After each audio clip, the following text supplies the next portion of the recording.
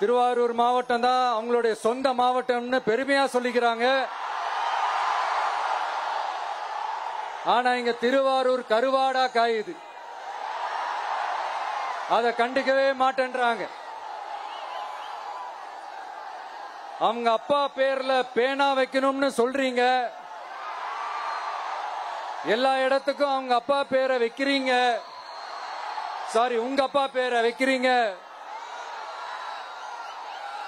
ஆனா உங்க அப்பா பிறந்த இந்த திருவாரூர் மாவட்டத்துல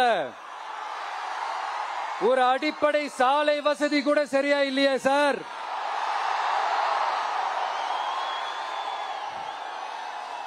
நாகப்பட்டினம் மாதிரியே திருவாரூர்லயும் அதிகமா குடிசை பகுதிகள் இருக்கிற ஊரு இந்த திருவாரூர் ஊர் தான்.